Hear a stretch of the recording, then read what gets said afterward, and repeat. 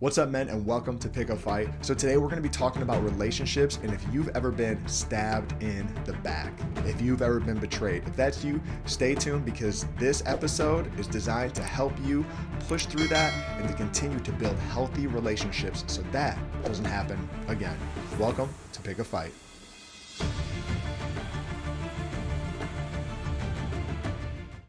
What's up, guys, and welcome to the Pick a Fight podcast. My name is Joe, and I'm so glad to have you here with us today. We are talking today on fighting for relationships. So put up your fists. We're about to fight, okay? Today is going to be a brotherly fight, if I could just tell you how it is. In case you're new to the podcast, every time we're going to talk about 4 different subjects. We're going to talk about relationships like we're going to do today. We're going to fight for our spirituality. We're going to fight for our leadership, and we are going to fight against lust. And like I said, today we're hitting on relationships, and I'm going to try to keep this at 10 minutes. I always do, so you guys can listen to this in the shower, on a jog, because honestly, that's as long as I'm jogging for. If I jog 10 minutes, that's it.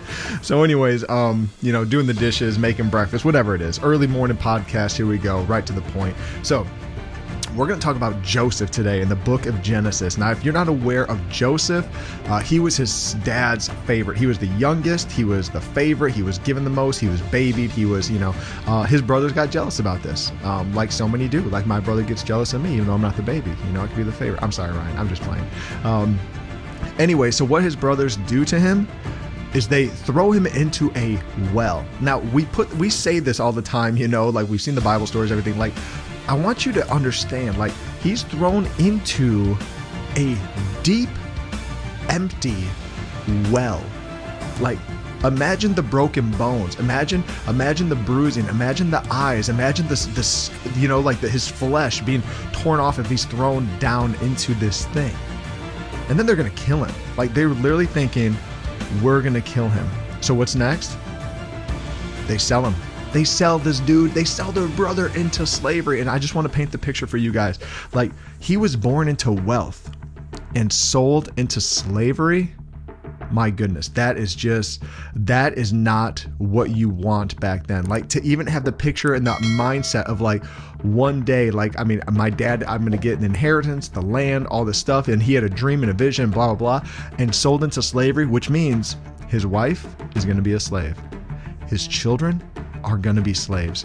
Everything that he thought his future was going to be is now completely cut off. It is non-existent.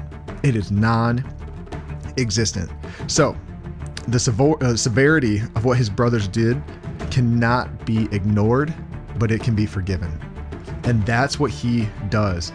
He does that. He actually models so well how it is to forgive. And so he walks into this next place of being a slave, and he starts killing it as a slave, so much that he gets more and more put like over him, like responsibility wise, to the place where his slave owner, Potiphar, the wife wants to sleep with Joseph. She's like, man, he works harder than my husband. He looks better too. And think about this.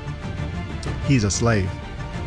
Like, if you or I are a slave and our life's over, and the wife of the plantation or wherever, the land that he's on, it's like, yep, I'm gonna sleep with her. What do you have to lose? Like, think about that. But what happens? What happens? He runs away from that. He says, I am not going to give in to this. And then what happens? She accuses him of rape. So now he's thrown into prison. So he could easily be getting bitter and bitter and more bitter and more bitter, but he doesn't. Like, and I just want to paint this picture to you.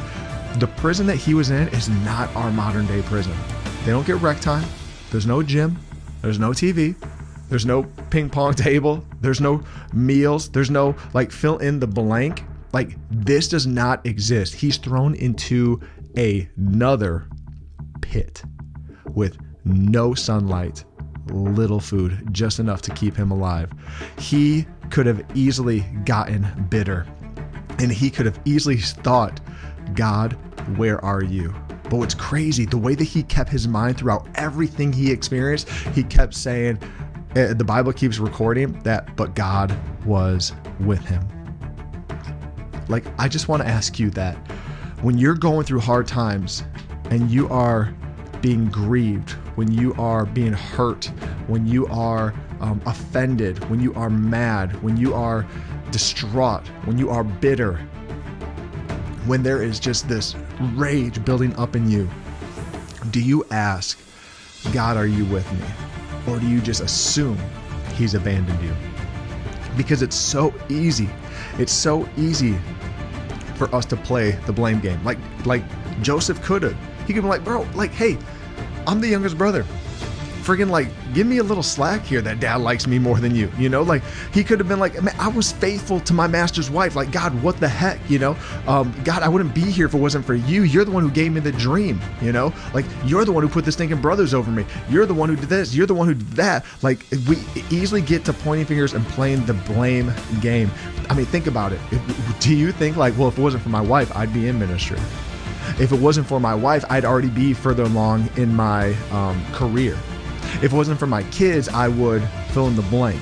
If it weren't for my parents and the divorce that they went through, I wouldn't have that now in my life. Like, the reason I am who I am is because my parents messed up and now I'm this way. If it wasn't for my siblings, if it wasn't for my brother, if it wasn't for my sister, if it wasn't for them always ridiculing me and mocking me and putting this persona in my mind of who I am, I wouldn't be like this today. If it wasn't for my boss, then my future would look different. But he keeps pushing me down. Every time I'm trying to climb the corporate ladder, he keeps shoving me down and saying that I'm not good enough. I can assure you guys that no one but God can get you out of your destiny. It is God. So when you're giving too much credit to a man or a woman, a sibling, a boss, a parent, that you're not walking in your destiny because of them, you're giving way too much credit. You're giving way too much credit. And I don't mean for this to sound bad, but sometimes we start playing the victim. And I'm telling you what, the victim has it made, right? That sounds bad because a victim isn't a good thing. But when you look at a movie, the victim's just sitting there, right? The victim is tied up. The victim is sitting down. The victim is waiting for the hero. So many times we're just sitting, we're just waiting. We're just arms crossed. We're just waiting. I'm the victim. Somebody better save me and give me the job. Somebody better help me with my marriage. You know, it's my parents' fault. It's my wife's fault. It's, you know, somebody better. And we start, again, we're blaming, and we got to stop blaming and start forgiving. Stop blaming and start forgiving. Because if we fast forward to the very end of Joseph's story, he's put in charge over all of Egypt. And if you haven't read it, go read it. I think it's Genesis 33.